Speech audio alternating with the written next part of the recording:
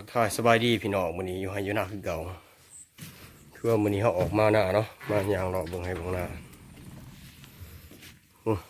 ทางหลังเนาะมีแต่ขี้แบะเถียงหน้านี่เถียงหน้ามีแต่ขี้แบะพี่น้องเดี๋ยวสิพาพี่น้องเลาะเบิ่งว่าเขาถอกพ่วงหรือเปล่าเนาะเลาะเบิ่งให้เบิ่งหน้าเนาะเขาเหือถอกเลย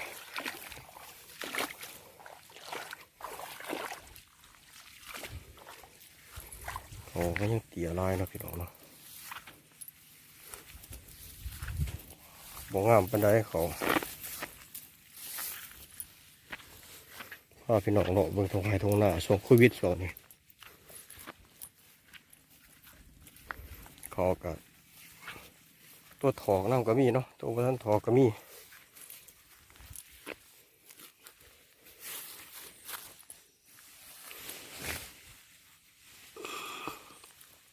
แตนพี่น้องตั้งแตนสิประมาณนี้แล้วเนาะเขาให้เขาหน้า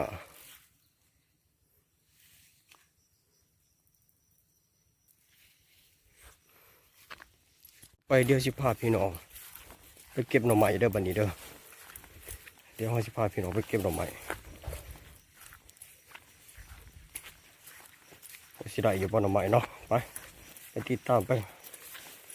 นำกันเลยเนาะ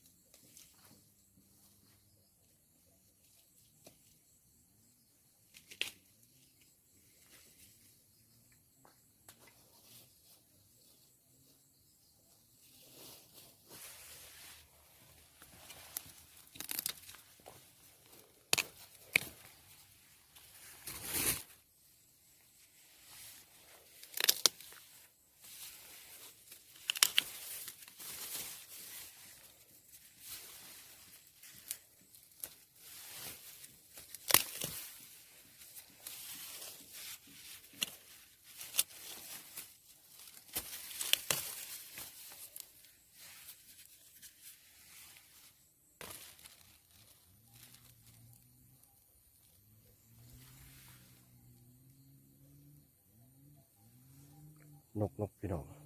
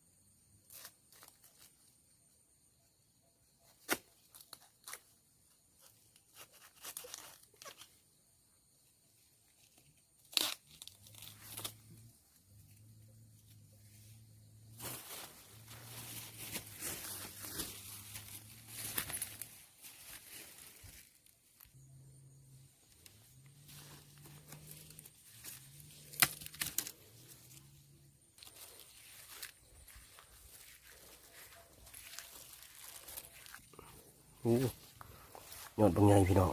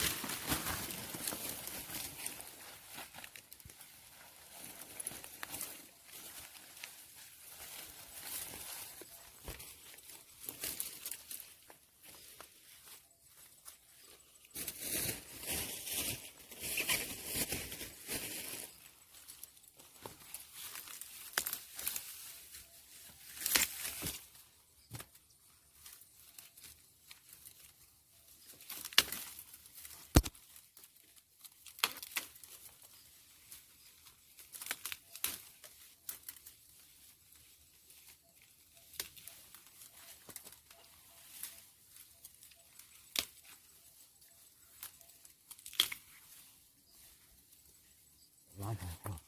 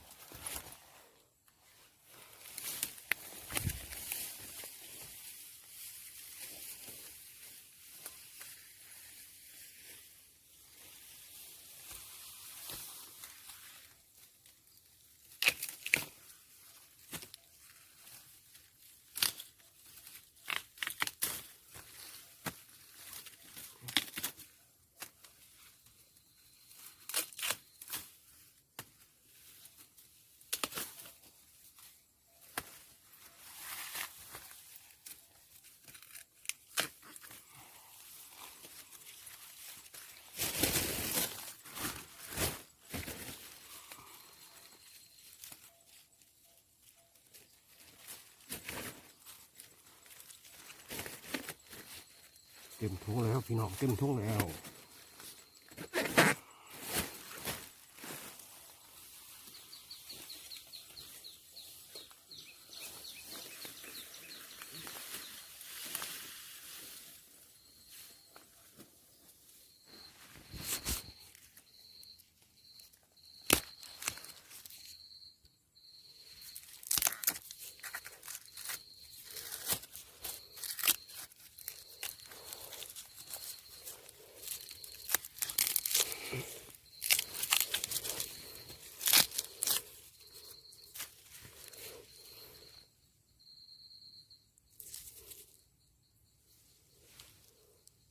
ดวงนะพี่น้อง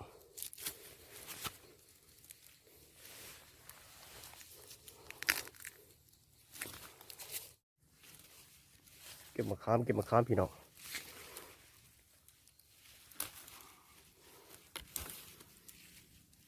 จำก็ประเดี๋ยวปลาซิวแซ่บเลยพี่น้อง